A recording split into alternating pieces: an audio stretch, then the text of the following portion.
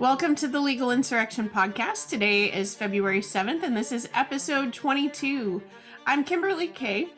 I'm the editorial and operations director with the Legal Insurrection Foundation, and I'm here with our president and founder, Professor William Jacobson. Whole lot to cover, so we'll go ahead and jump on in. We're in Trump's third week so far. Feels like it's already been a year with everything he's accomplished. And I think, of course, leading the headlines and leading the outrage right now is, I don't know, it's not even really a financial audit so much as it's opening the books, prying the lid off the top, and showing the public where all of our money has gone through a program called USAID or USAID, depending on what acronym you're looking for there. And it's been incredibly enlightening. I think on some level we all knew that our money, and lots of it was going abroad, was going to fund ridiculous things. I don't think anyone realized just how bad it was and how much was being spent. I know, at least for me, when I think of Trump talking about draining the swamp, this is exactly what I think he meant. He knew that there were agencies, most of them probably rife with corruption and fraud. And this is 100% corruption. This is not just a misexpense, or, maybe someone spent a little bit too much on a gala when they probably should have put that towards more work. This is just egregious. Yeah, I think people need to understand what Trump is doing, whether it's intentional or not. But he is cutting off the flow of money to the pool from which a variety of left wing groups and activist groups around the world and in the US drink. So imagine a pool that's being filled with money. A lot of that money comes from the programs that have been cut off by his DEI orders, federal funding. But a lot of it came from USAID, which is essentially an international development agency of the government, which has a massive tens of billions of dollars budget. And now we know what has been happening. It has been like a fire hose filling up the same pool that the DEI funding filled up, and they all drink from that. And he's cutting off that flow. This has the potential to be absolutely devastating to the DEI and left wing industrial complex. We always think of it as being George Soros and people like that. And it is, but they all are feeding into the same pool. And Soros doesn't have enough money to replace what the US government spends on this stuff. And so that's why they are apoplectic. That's why they are losing their minds. That's why senators are trying to break into buildings. That's why there's lawsuit after lawsuit, because they know if Trump is successful in cutting off the various spigots that fill the pool from which left-wing activist groups drink, they are in big trouble. And that's what he's doing, whether it's intentional or not. If it's successful, it will have a seismic change in the makeup of this country and of the world politically. I think it's 100% intentional. They could have started with any agency. They could have started by auditing the IRS. They could have started by auditing the Fed. They didn't. They know and have known that this is the biggest, probably the single biggest taxpayer slush fund we've ever seen. And I think, and to me, this is just so strategically perfect, right? Because all they've done nothing. There have been no prosecutions. There have been nothing. There's been no legal action taken. All they're doing so far is just showing the people where our money has gone. That's it. And of course, for most Americans, it's appalling that we work as much as we do, that we've paid into the tax system for, I mean, at least for me, I've had a job since I was 15. I know many Americans are the same. You pay into these things, and all that money is going to absolutely asinine things. So I think this was 100% intentional and a very, very smart strategic move by the Trump administration that purposely went in. They had to have had this plan in place before day one, where they went in and they're going, I think we will start here and show everyone exactly what we've been talking about. Yeah, I mean, the first thing he did was cut off the flow of money to the domestic DEI. I call it industrial complex because it's massive. That's billions of dollars that are not going to be fed into that pool, that system from which they all drink. And then they go to USAID, which I think most people had no clue about, is another massive pool, probably bigger than the DEI funding. And so you have to understand, to the extent the US government is paying for nonsense in South America, essentially far left wing social activism. In George Soros doesn't have to fund it. The other left wing groups don't have to fund it. It's all one pool of money, and that's why they're going so crazy. Because if that dries up, we now realize that the U.S. government may be the number one funder of left wing activism in the US. And that's something I don't think we fully realized. Certainly, the work we do at criticalrace.org and equalprotect.org, we understood that there are massive foundations behind it. There's a lot of state money behind it. But we're now realizing that the federal money being cut off has them squealing like pigs because they've been eating at the trough of the federal government to undermine our own country and to weaponize various groups. So this is really good. I think their reaction is extremely telling, and I hope he's successful. Well, I mean, I think it's one of those things too, where now we have a broader context, right? We've always thought it was more of inside trading and things that would be the explanation for how people like Bernie Sanders and Chuck Schumer and Nancy Pelosi, how these people go into office and serve for decades, never having been employed in the private sector on, salaries that would not allow them to leave having amassed $80 million plus in wealth, and now we know how, you know and it's really connecting the dots. I think for a lot of things we have known the end result, we just haven't exactly known how they got from point A to point B, and the complex that this is. I mean, the number of people and the bureaucracy involved and the payoffs involved, like I said, this is just one massive slush fund. And if you are someone like me who has been looking at the state of things and saying that none of this is real for like the past 5 years, in the sense that our media is not real, whatever this wokeism, like, who are these people? It's all smoke and mirrors. How many people actually believe this stuff? But they have this massive funding mechanism behind them to fund key players in key places, to provide money even to countries outside of ours, to then lobby our country to do certain things to make it look like the rest of the globe wants this woke agenda pushed.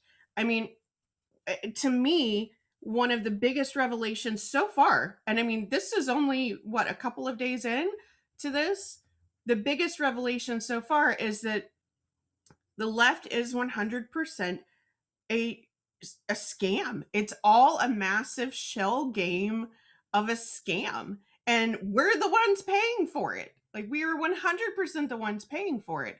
And to me, the best part of this story too is, I mean, we haven't even gotten to the part of all of this where they start cracking open the books in the IRS, where they start cracking open the books in the Fed.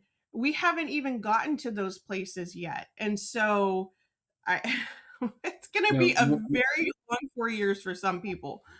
there's going to be a lot of lawsuits. There already one is filed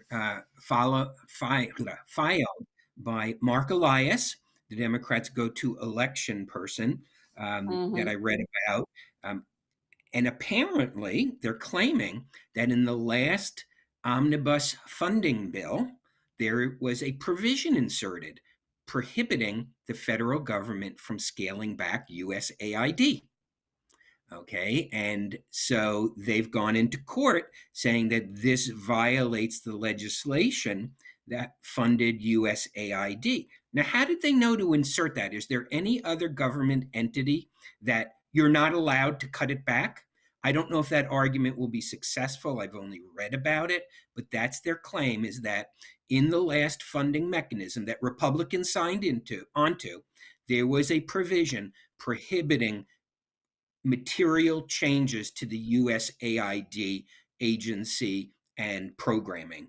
And that's going to be an issue because Why are they so protective of that? There's almost nothing else that you can't change except USAID. They knew what they were doing when they inserted that provision, and Republicans got played again. Well, If that's true. Republicans are, yeah, and Republicans are not innocent in this. And I think that's one of the things we're going to find over the years and over the months with this administration. No one is immune. I mean, we've seen it time and time again. You get these people who seem to be really great, seem to be really passionate. Something happens when they get into the Beltway, into the belly of the beast in DC, and then they sell out. I mean, this is a story Or that we've seen a gazillion if times over. if they even knew about it, I would not be Yeah. surprised. I mean, Democrats are always better at stuffing things into Yeah. large bills that so more likely is no one paid attention to it. Okay, no one understood how important USAID was to the left-wing ecosphere, but the Democrats sure did because they made sure they inserted a provision that you can't change it. I don't know when that was passed. I don't know if that bill was passed after the election or before, but it might have been when they knew there was going to be a change of administration. So again, I don't have as much information as I'd like. I only read the reports about the lawsuit. I think I skimmed the first 6 or 8 or 10 pages of the complaint they filed, but that's their argument is you can't do this because we have a provision in the legislation that says you can't change, of all places, USAID.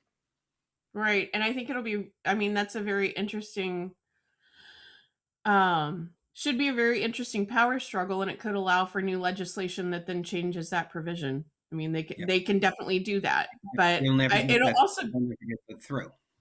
well, yeah, exactly. But it's also going to be interesting to see how, if Rubio does lay off, because he's indicated that out of the 14,000 some odd employees that USAID currently has, he only needs 249. So it's going to be very difficult to process. What was it? Something, and this was mind blowing too. I saw something that said that they were processing 1 billion transactions. I don't know what the time frame for that was, but just to give, if you have not followed this closely, an idea of the volume of money that has been processed through this particular entity, it's truly, it's almost incomprehensible. I mean, we get so used to federal government speaking in terms of billions and trillions and all these zeros added that none of it seems real anyway. It's almost, it's just, it's pretty crazy. Yeah, and so I think they will be partially successful, and people are going to leave. People are going to leave. They're already in court trying to undo to stop voluntary resignations, to stop the deal Trump offered people that basically you get 8 months' salary if you quit now.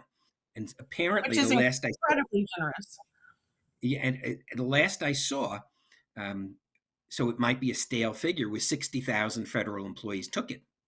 Okay, it's Well, they, always of the course, they don't yeah. I'm sorry. Go ahead. that's Go right. ahead. It's always the dilemma you face with corporate downsizing. That do you take the money now, not knowing whether 3 months from now you'll have a job? Yeah. And so I think people in the federal government, according to what I saw, 60,000. It's probably more than that now, which is a drop in the bucket of federal employees, but it's a significant number. And Right. so the Democrats, I feel, with a lot of things, whether it's DEI, this funding for USAID, for a lot of other things, it took them a couple of weeks to get their feet. Okay, I mean, Trump hit them with everything at once and they really didn't know what to do. But every day now, two, three, four, five lawsuits are being filed. And as happened in the first Trump term, they are finding sympathetic ears in the federal district courts. A Right. lot of those judges will get overturned on appeal. Some of it will make its way to the US Supreme Court, but Trump will lose his first 2 years like he did last time because the courts will stop him. And so hopefully a lot of what he's doing will work, but nobody should think that just because he signed however many it is, 100 executive orders, that he has remade the federal government. No, I completely, I mean, I completely agree. I don't think though they seem to be much better prepared this time around. I'm not sure. I know that there will be resistance. We've talked about this a lot. But I think they're better prepared this time around. They seem to come in with a very, very strategic plan. Hegseth was talking today about how they're going to basically do the same thing with the Pentagon, how the Pentagon will be able to pass an audit. So they're just going to expose to the American people what's happening. All the things that have been concealed from us, where our money has gone.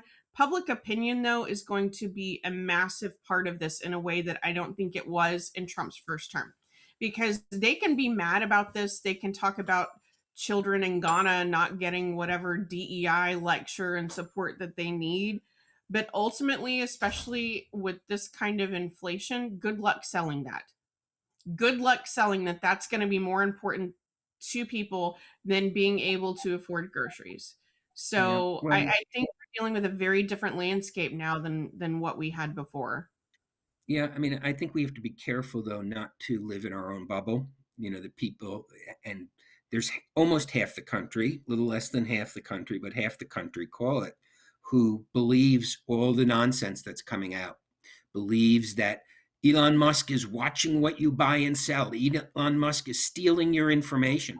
Don't underestimate, although it's lost a lot of its power, the ability of the collective legacy media um, to influence public opinion. And at least based on what I'm seeing, I think a lot of people are buying into the demonization of Musk.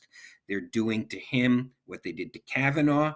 And so I think this is going to be a real fight. But I do agree that Trump administration is much better prepared than last time. They're getting their people in place. They're doing these things. They seem ready with the arguments, like they knew what the counter arguments would be and the legal lawsuits would be.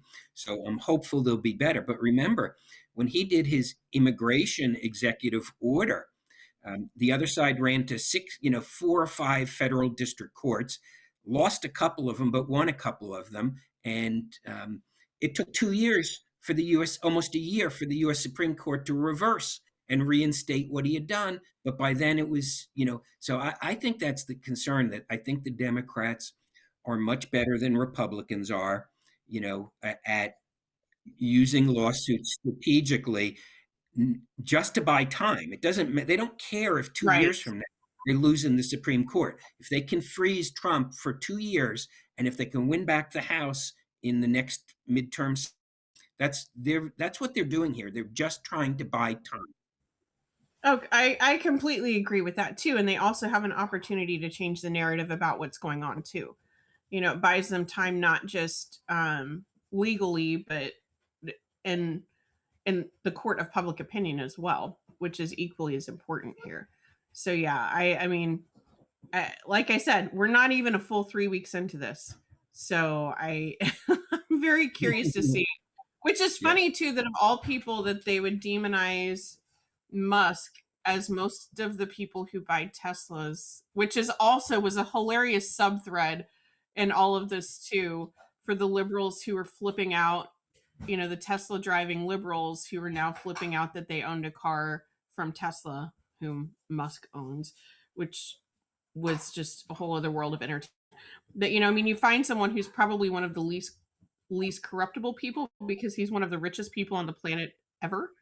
Um, I mean, it makes sense. It all makes sense. But I know you're right. I know that I live in Texas, in small town Texas, and so the opinions that surround me are not always the opinions of the rest of the country. So Trump's Gaza plan. Let's shift gears a little bit here. Which when I first read this, I laughed. Like I was sitting at my computer right here and I just chuckled. I'm like, this is, and I'm not one that thinks politicians are brilliant, but this made me laugh because he's forcing them to do something about it. Which is basically, I mean, I do this with my kids. It's like you figure it out, I'm throwing it away. I'll take control of it then. So do what you need to do to make this work out, or I'm going to step in and I'm going to be the one that's going to take over. And I think that's basically exactly what he did. Yeah, I mean, it's first of all, I do get the impression that Netanyahu sitting next to him did not see this coming. Okay, and we just trying to keep a straight face. So yeah, I mean, it's Trump being Trump. It's obviously a very difficult issue. The whole Gaza situation. It's a society which frankly, to me, is like Germany in the 1930s and never outgrew it. Okay. There's really a cultural problem there. And it's not a biological problem. It's not, even a religious problem, because there are other parts of the Middle East that aren't like that. But you have a society there where something pre October 7th went very wrong. Okay. And uh, Germany changed, Japan changed, because they not only had to unconditionally surrender, they were occupied for many years. Okay. There was a denazification. That's not going to happen in Gaza, because the Biden administration would not let Israel win. Okay. At most, they would let them win a little bit. And by doing that, of course, they prolonged the conflict. They actually probably caused more civilian damages because they slowed things down. But that's the reality of it. And so you have a totally intractable situation there, where I don't know that the whole place is ruined, but a significant portion of it is, because Hamas spent several $billions in international aid building a tunnel system more expansive than the New York and London subways. Okay. It was, I've never seen, I don't think it's ever happened in history, that an entire civilian infrastructure was so weaponized, down to children's bedrooms, down to schools and hospitals. The entirety of Gaza was one Hamas, Islamic Jihad, and some other terrorist group military infrastructure. And that's why a big percentage of the place is ruined. Yeah. Mm-hmm. And so what do you do with it now? Um, if you opened the crossing into Egypt, uh, I think half the population would leave in a week. But Okay. But Egypt Egypt doesn't want them. doesn't No, want. and this is something that no one in the American media talks about. No one in the Arab world wants the people that call themselves Palestinians. No one wants them. They wreak havoc everywhere they go. They are, like you said, this is a cultural problem for them, where they are conditioned into this life of victimhood, and they play that up at every chance they get. Of course, we're speaking broadly, not for every single individual, but this, no one wants them. So that's a huge part of the problem here too, is that there's no place to send these people when no one wants to take them in. Yeah. I mean, you have a society which is completely indoctrinated into one and only one goal, which is destroying Jews. And we saw the videos of them chanting after Israel partially withdrawn and gathering when hostages were relieved, that they're going to do it again, and they're coming, and they sing Islamic slogans about the Islamic victory at Khaybar, which most people don't realize. That's when Muhammad slaughtered the Jews, and they chant for that's what they want. And so it's a really, in many ways, society that can't be reformed itself. But there probably are a lot of people there who are perfectly good people and who would leave if they could, but are trapped.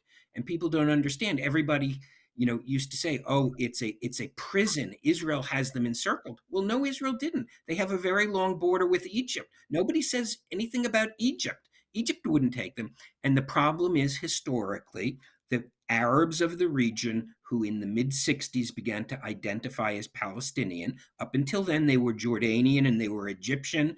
Mm-hmm. Many of the surnames of Palestinians are Egyptian surnames. Yes.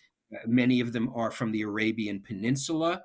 The country now known as Jordan constitutes 70% of what was the British mandate for Palestine. So they, in effect, have their own state now. It's run by a king that was imposed on them by the British. So it's not Israel's fault. And so what are you going to do? And I think what Trump is saying, everything else has failed. You cannot repeat what has happened before, which is billions of dollars being funneled into Gaza for Hamas to use to rebuild their tunnels. Okay. Yeah. That's not an answer.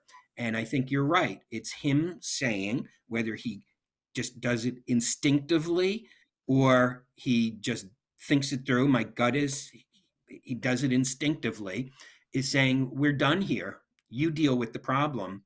Uh, I don't think he ever was serious, like, we're going to own it and that. That's him talking. But Right. I agree. He wants to break it. He wants to break the logjam, and he recognizes quite correctly that just funneling more money into that society is just going to be Hamas rebuilding itself. And so, yeah, so I don't know where it's going to go. The Arab world and the European world reacted with horror because they've put themselves into a trap. They asserted a false claim, a completely false claim of genocide.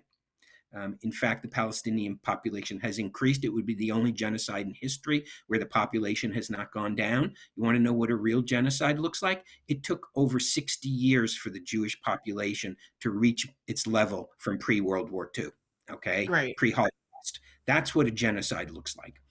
And so, what I would love to happen is I would love Israel to set up a shuttle, airline shuttle, taking people to Ireland and to Spain, two countries that have recognized Palestine, have accused Israel of genocide, because under their laws in those countries, I think Norway too, they are obligated to take in unlimited refugees from a country that's experiencing genocide.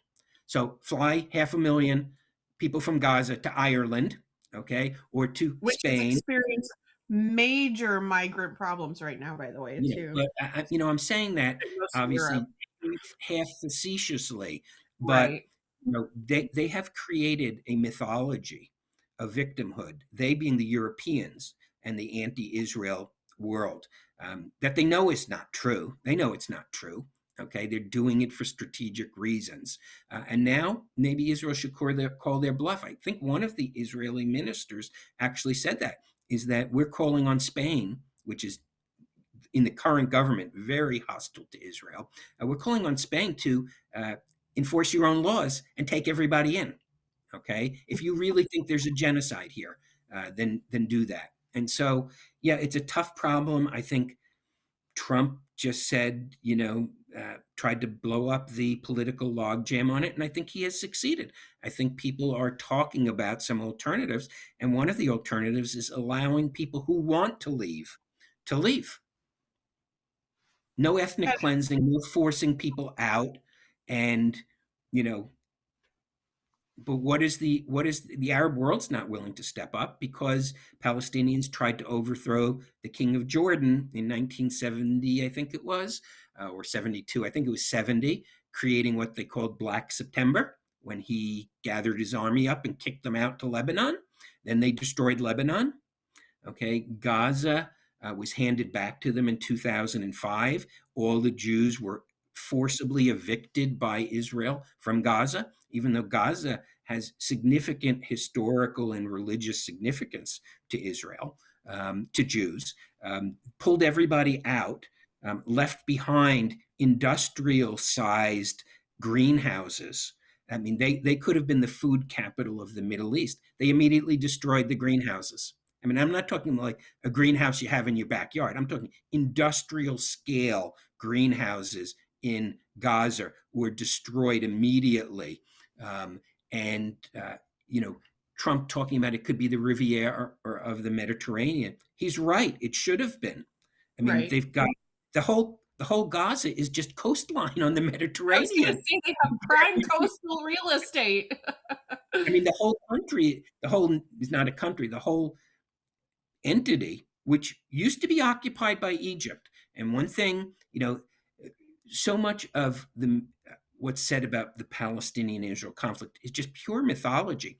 Gaza Mhm. was occupied by Egypt. Nobody called for independence when it was occupied by Egypt. The so-called Right. West Bank was occupied for 19 years by Jordan. Nobody claimed that that was the place Palestinians should have a state when it was occupied by Jordan. It's only till the 67 war, when the Jews captured those areas, that all of a sudden those are the homeland of the Palestinians. So it's all a fiction. The people who identify as Palestinian may do that now, but they didn't start doing it until mid last century, and they only did it in reaction to losing wars with the Jews. So the whole thing is crazy. I'm glad Trump threw it out there, but because I think it also sends a signal to the Palestinians: your game is over. After Yeah. every other conflict that you start and lose, you get more. We're not doing that anymore. Now the Right. question is not how much more you're going to, because every other conflict, it's how much land is Israel going to give them? That's not on the table anymore. What's on the Yeah. table is there going to be anything left for you? Stop starting wars. And so maybe that'll sink in, maybe it won't. Maybe 3 years from now, we'll look back and say nothing has changed, but nothing changing is what led to October 7th. No, I completely agree. And that seems to be a prevailing theme for Trump, which again, it hasn't even been a full 3 weeks. It feels like it's been a year, is that he's just done. It feels like it's like dad is home and he is done with your crap. And he like it's over. It's over. There's no excuses, there's no nothing. It's over. Everyone has a very hard choice to make, Yep. and the playtime's over. That's just what's happening right now across the board, and I am loving every minute of it. It's long, long overdue. Many analogies to be made about what's happened with us culturally there too. So um I'm very thankful for it. I know that you have talked about this. I know you wrote about this last night too. Can you share with our listeners, explain maybe just a little bit more about Trump's sanctions on the ICC, which is International Criminal Court, if you're not aware, which is also an entity that is America hating nonsense. So, Yeah. So the International Criminal Court was created by the Rome Statute, I believe it was in 1998, and it only has jurisdiction over countries who are members. Guess who's not a member? The United States, Israel, Russia, China, India, and many other countries. And the reason people didn't want to join is that it's essentially a freewheeling, unaccountable entity which claimed criminal jurisdiction. And so the US deliberately did not join because did not want our troops to be subject to an unaccountable international body, which is going to be completely corrupted, totally predictable, just like the UN. And people don't realize, and if you only read the headlines, people might think this is about solely the arrest warrants issued against Netanyahu and the defense minister. It's not. There were prior sanctions on the ICC by Trump in 2020 because they started investigating the conduct of US soldiers in Afghanistan. And Trump passed sanctions. So what just happened is not just about Israel. We deliberately didn't join this organization because we didn't want our troops subject to corrupt international bureaucrats for criminal yes. prosecution. And guess what Biden did? When Biden came in, he revoked Trump's executive order imposing sanctions. So people need to understand there were sanctions on the ICC, very similar to what we have now. Biden freed the ICC from that. And by freeing the ICC from that, he emboldened them to go after Israel. And so, if you read Trump's executive order that he just signed, he is reinstating those sanctions based on conduct towards the U.S. That was the subject of the 2020 sanctions and Israel. And so, none of this, all of this was very predictable. The Biden administration emboldened the ICC to go after the leader of Israel after October 7th because they're completely corrupt. That whole ICC, it should be collapsed. I don't think the sanctions are strong enough. There's no criminal sanctions. I wish we had a law that allowed us to arrest the main prosecutor who's completely corrupt. We don't. All we can do is bar people from entering our country. All we can do is freeze assets of theirs that come into our jurisdiction. And those are significant, those are meaningful, but they're not enough. What you really would need to put teeth on things is legislation. There is legislation to sanction the ICC. It passed the House of Representatives, and the Democrats filibustered it in the Senate. That's why Trump had to act, because the Democrats sank the sanctions legislation against the ICC. And so I hope it's effective. I'm not convinced it will be. And I hope, like every other international organization, it starts off with a seemingly virtuous promise. And the virtuous promise is we're going to prosecute people who commit crimes against humanity. okay, and who commit war crimes. But like every other entity, it's not, I don't think it's technically part of the UN, but the UN is a good example. Like the UN Human Rights Commission, UN Commission on Women, have the worst abusers in the whole world on them, okay? Gets completely corrupted. It is, ICC is now a completely corrupted entity. So is the International Court of Justice, which is part of the UN. Right. The That's where they have the genocide claims against Israel. No enforcement mechanism. Right. The International Court of Justice can only issue an opinion. But the former president of the International Court of Justice, when these proceedings started against Israel, got named the prime minister of Lebanon. So total political figures who are acting like judges. So the whole international post-war order is corrupted. It's been corrupted by anti Israelism and by anti Americanism. And I'm sorry, I wish it had worked out better. I wish it had, but it hasn't. And we I got to be don't. real. I don't. We don't need a world court. We just don't. No, but I'm saying if it was an honest thing, it would be one thing. But um, it was predictable that this is what would happen because we have the history of the UN. We know Right. exactly what happens to international organizations. What's the chance that a politician from Lebanon, sitting as the chief judge of the International Court of Justice, is going to do anything favorable to Israel, at least if he wants to return home and stay alive? Okay? Right. And so it's a joke. It's a joke. The UN has become a joke, much like USAID. You could get rid of 80 to 90% of the UN and the world would be a better place. I think there Yes. might be some mechanisms there, like the Security Council for powers to meet. It provides a forum, but for the most part, it's just a corrupt bureaucracy.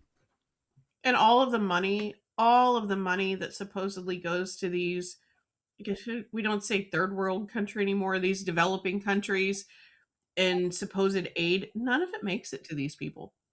Like the amount of waste is just tremendous, and the number of people who give to these things too, and whether it's compulsory or not, through taxation, or who give to the Red Cross, that money doesn't make it to those people, and it's not spent to help the people that you think you're helping.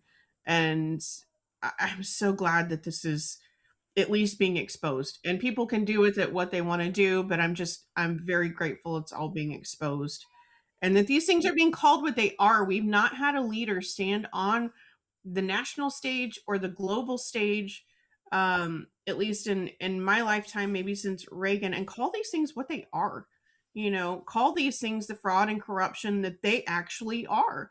And I think that's one of the things that is appealing to Trump, or appealing about Trump, is that that's just his default setting, is just to call it like he sees it.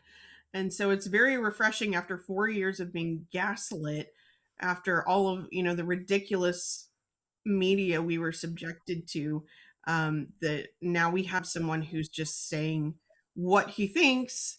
And so the final thing I'd like to discuss, in this particular episode, is the executive order he passed on female sports. And when he was talking about this, I loved what he said. And I'm pretty sure we've said the same thing on one of our podcasts. He's like, 10, 15 years ago, we wouldn't even have to have this discussion. This is just stupid. This is just dumb. Now this is at an end. And he's 100% correct. The rapidity with which this stuff took over, it was truly astonishing, and also very concerning, that you have to have an executive order saying that guys can't play women's sports. It's just pathetic. Like, it really is pathetic, um, in so many ways. Yeah, I mean, the photos and the video of him signing that with all the girls gathered around him was really very moving. It really It really was. was. Yeah. And you look at their faces and very innocent faces.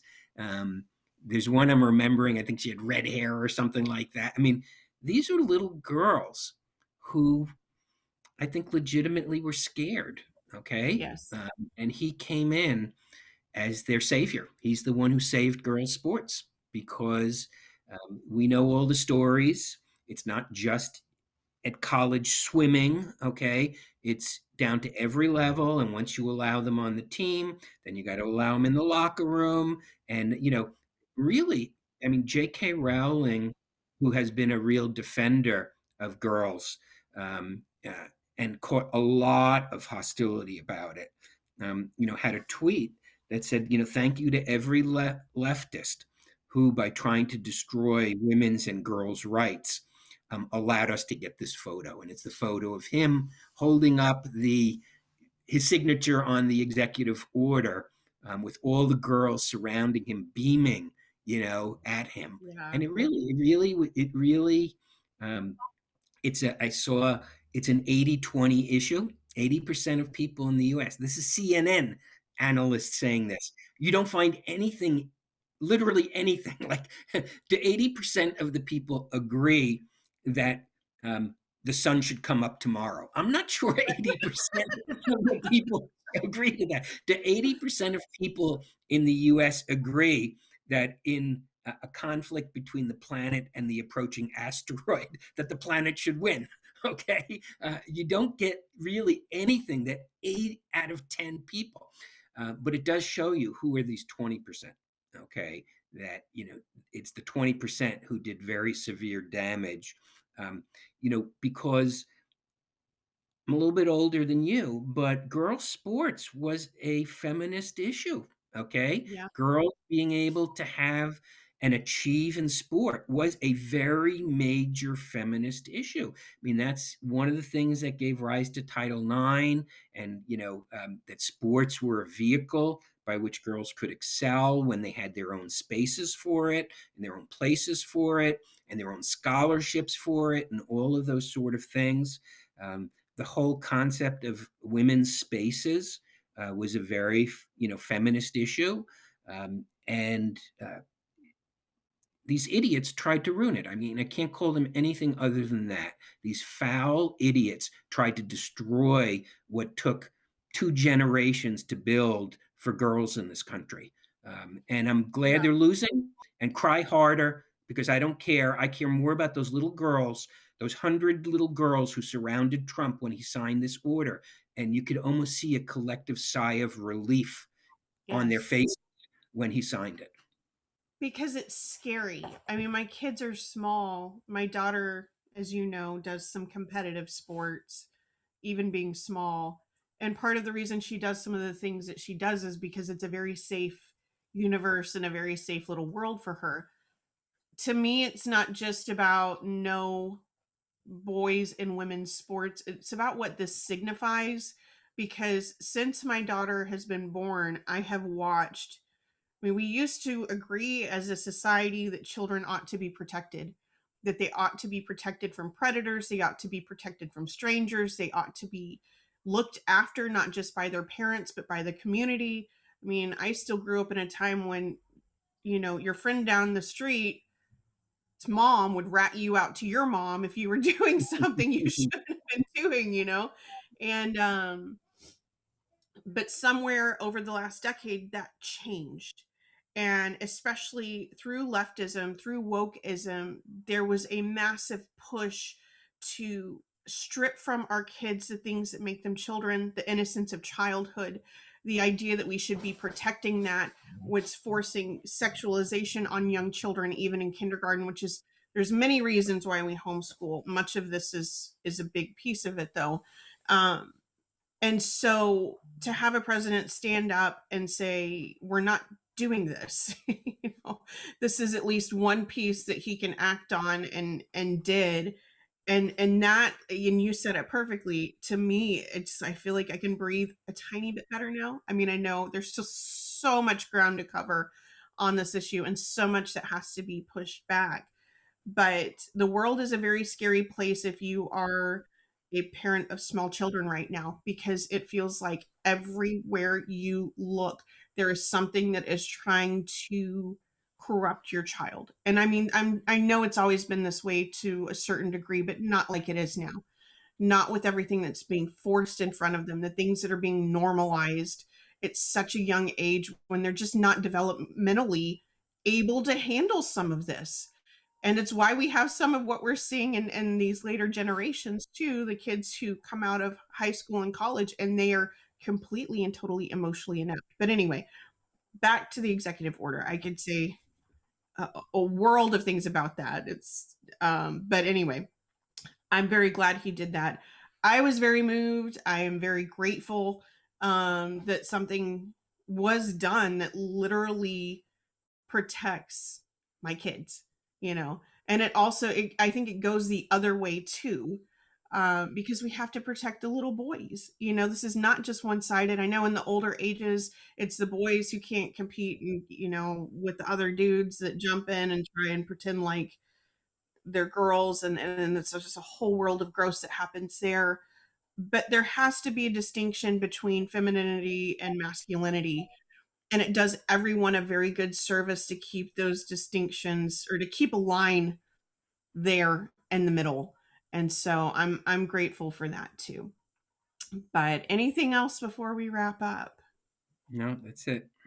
Okay, lot to cover, and of course there's so much more, and there will be for the next 4 years because Trump has a way of doing that. I feel like I need to be drinking more Diet Coke or something to keep up with him. That I don't I'm not sure what he does, but Um, the last thing I want to mention, if you are listening or watching or however it is that you are consuming this podcast, is that we will have an online event where we will talk about the future of DEI, which is something we deal with day in, day out on the foundation. That will be February 19th. So we'll be sure to put a link in next week's episode. You can also find it on the Legal Insurrection blog once we have all the information up for that early next week. So February 19th, you'll want to tune in. We'll have what I think will be a very good discussion about that issue, what we know, what we see, what we think, and the work that we're doing in that space. And of course, you always want to hear what Professor Jacobson has to say on these things, so be sure to join us. You'll find links for the stories that we've discussed today and so much more at legalinsurrection.com. And for this podcast and all the links to these stories, legalinsurrection.com/22. Thank you for tuning in. Like, share, all the good buttons, and we'll see you next time. Thank you so much.